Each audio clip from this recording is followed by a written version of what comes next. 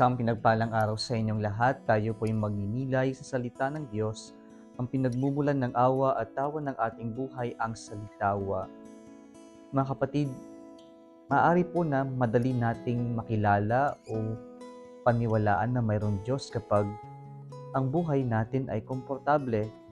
Kapag po sa palagay natin ang mga bagay-bagay sa buhay natin ay umaayon-ayon sa ating plano, sa kagustuhan natin, o kung paano natin nakikita yung buhay natin o yung mga pangarap natin sa buhay, madali pong nating makilala o mapaniwalaan na mayroong Diyos kapag po tila ang lahat ng bagay sa buhay natin ay masaya, payapa at maganda.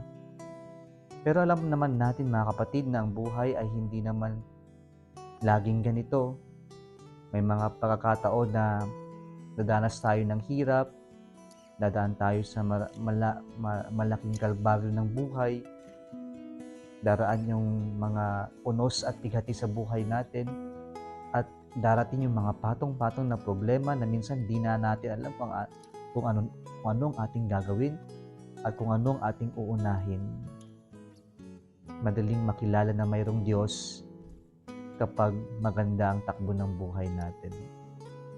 Subalit kadalasan kapag tayo nahihirapan, kapag tayo dumaraan sa harap ng kamatayan, kapag tayo dumaranas ng matinding karamdaman, o kaya naman mayroong bighati sa buhay natin,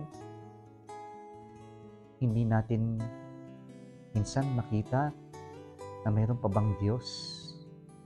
Sapagkat napangungunahan tayo ng ating mga emosyon, ng ating galit, ng ating mga pagdududa sa buhay, sa ating mga karanasan na mabibigat at masasakit. Ito rin po yung karanasan ng mga alagad sa ating ebanghelyo ngayon. Nagkaroon ng tila service ang ating Panginoong Jesucristo sa kanyang mga alagad at tinanong kung sino nga ba siya ayon sa mga tao. Ang sinabi siya ay si Juan Bautista na muling nabuhay, isa sa mga propeta, at isa sa mga hinihinday nilang propeta o isang magaling, Elijah, o yung mga isa sa mga propeta lamang. Ngunit tinanong ni Jesus kung sino nga ba siya para sa kanila.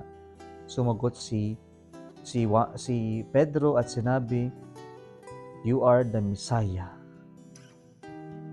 But then when Jesus started telling them that the Son of Man must suffer greatly and be rejected by the elders, the chief priests and the scribes, and be killed and rise after 3 days, si Pedro kanyang pinagilid ang Panginoon at pinagbawalan niyang ipagsabito, sapagkat hindi nila ito maunawaan na yung Mesayang kanilang hinihintay ay kailangan dumating sa ganitong hirap, ganitong hindi nila maunawaan na kalbaryo.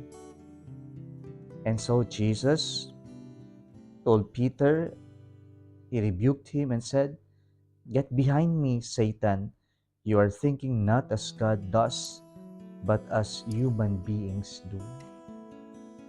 Mga kapatid, pinapaalala sa atin dito na ang buhay ay hindi lamang po sarap, saya.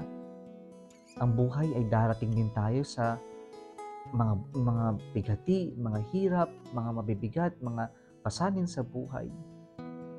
Pero sana sa kabila ng mga ito, mas makikilala natin at magtitiwala tayo na may Diyos.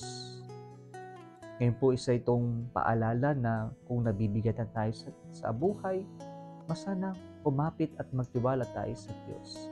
At manampalataya tayo ng Diyos ay kapiling natin, kasama natin, at hindi niya tayo iiwan sa lahat ng mga hinaharap natin na pasanin o mga mabibigat at masasakit na karanasan natin sa buhay. Huwag tayong mawalan ng pag-asa, magtiwala at kumapit sa Diyos. Kung nagustuhan mo ang video na ito, huwag kalimutang mag-like, i-share at mag-subscribe sa Salitawa Facebook page and YouTube channel. Muli isang pinagpalang araw sa inyong lahat.